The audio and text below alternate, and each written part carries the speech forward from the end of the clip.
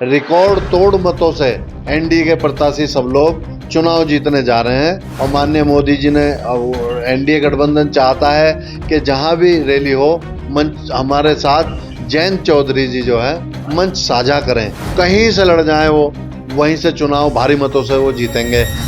स्वागत है आपका शेष यूपी में।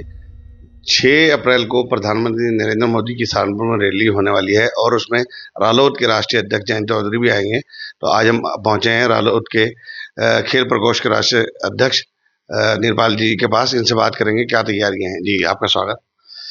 धन्यवाद। हमारी जो तैयारियां हैं, आज कार्यकर्ताओं को बुलाया गया था और परसों हमारे नेता माननीय जयंत चौधरी जी सहारनपुर आ रहे हैं और उनका जोरदार भव्य स्वागत किया जाएगा। सब कार्यकर्ताओं की जिम्मेदारी लगा दी गई है।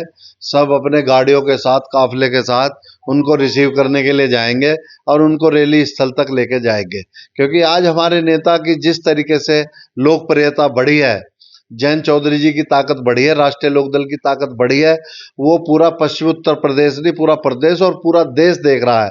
और आज उसी ताकत के जोर पर, और जो हमारे नेता ने संसद से लेकर सड़क तक किसान, मजदूर, गरीब, बेरोजगार नौजवानों की लड़ाई लड़ी है, ये उसी का परिणाम है कि आज हम बहुत बड़ी ताकत में एनडीए के साथ खड़े हैं और सब प्रत्याशियों को जिताने का काम करेंगे।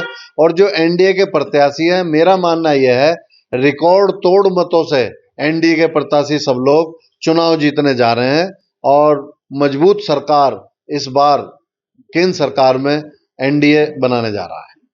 7 तारीख को जयंत जी का प्रोग्राम होना था सहारनपुर में, वो कैंसिल हो गया, क्या कारण रहा? 7 तारीख को इसलिए प्रोग्राम स्थगित हुआ क्योंकि 6 तारीख को माननीय मोदी जी आ रहे हैं, प्रधानमंत्री जी, माननीय योगी जी आ रहे हैं, मुख्यमंत्री। अब देखो, चुनावी समय इस समय, और जयंत जी इतने बड़े नेता हैं, रोज रोज आने का एक ही जिले में इतना समय नहीं है।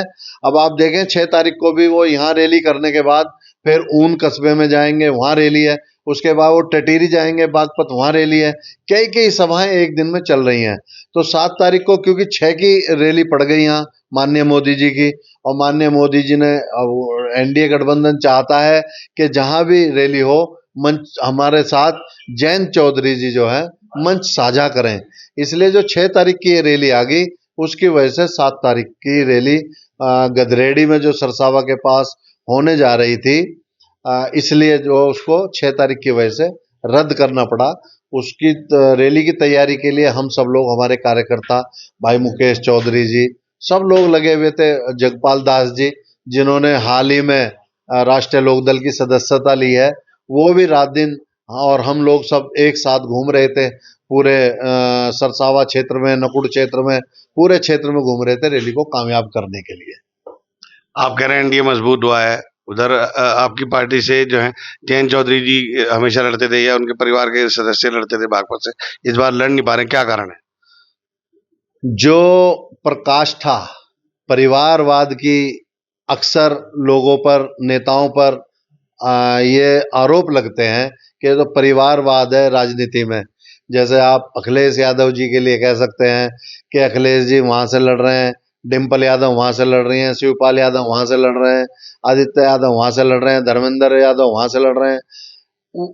इस उसको उन्होंने दूर किया है अपने परिवार। ये देखिए, 50 साल की पुरानी सीट, जो परंपरागत सीट है चौधरी चरण सिंह जी के समय से हमारी बागपत, उस सीट का भी त्याग कर दिया उन्होंने। ना अपनी धर्म पत्नी जी को लड़ाया, चारू चौधरी जी को, ना वो स्वयं लड़े, और उन्होंने एक आम कार्यकर्ता जो शुरू से 35 सालों से पार्टी के साथ जुड़ा हुआ है और मेहनत करते आ रहे हैं, राजकुमार सांगवान जी को टिकट देकर उन्होंने ये सिद्ध कर दिया कि मेरे लिए जनता की सेवा, जनता पहले है, समाज पहले है, राजनीति पहले है, परिवार बाद में है।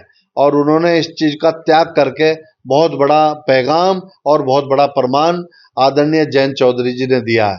तो ये नहीं है कि किसी मजबूरी में टिकट उन्होंने, वो खुद नहीं लड़े या धर्मपत्नी को नहीं लड़ाया, नहीं, ये नहीं है। चारू चौधरी आज जहां से भी लड़ जाएं, चुनाव जीतेंगे रिकॉर्ड तोड़ मतों से, उन्हें कोई हरा नहीं सकता।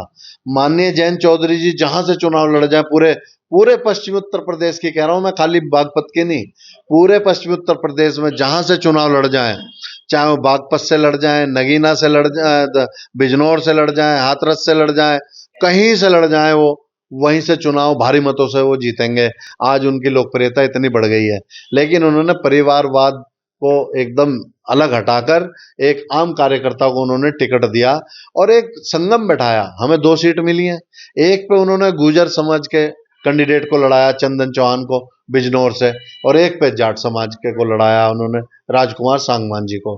तो वो सबको साथ लेके चल रहे हैं जयंत चौधरी जी, ताकि एक किसानों की एक बहुत बड़ी ताकत बने।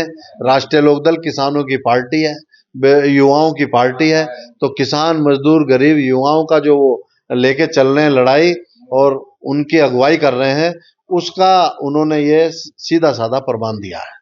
आप कह रहे हैं सबको साथ लेकर चले। आपकी पार्टी के बड़े नेता हैं शाहिद सिद्दीकी, इस्तीफा दिया है। उन्होंने कहा कि जो लोग भाजपा के विरोध के चलते रालोद के साथ जुड़े थे, अब वो आप बीजेपी के साथ चले गए, रालोद इसलिए छोड़ के जा रहे हैं। देखिए, जहां तक मैं समझता हूं, मैं भी पार्टी में राष्ट्रीय अध्यक्ष हूं, एक प्रकोष्ठ का, खेल प्रकोष्ठ का, और जाहिर सी बात है कि जो राष्ट्रीय अध्यक्ष रहता है प्रकोष्ठ में या प्रदेश अध्यक्ष रहता है किसी भी संगठन का, जाहिर सी बात है वो अपने नेता के नजदीक होगा राष्ट्रीय अध्यक्ष के।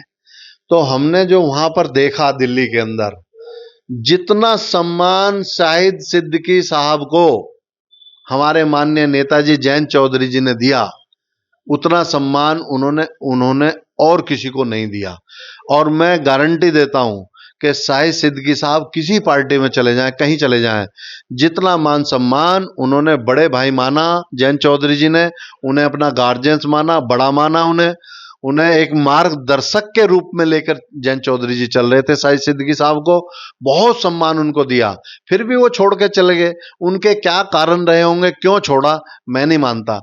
उत्तर प्रदेश की हर खबर से अपडेट रहने के लिए श्रेष्ठ यूपी को करें सब्सक्राइब, बेल आइकन दबाएं और देखते रहें श्रेष्ठ यूपी।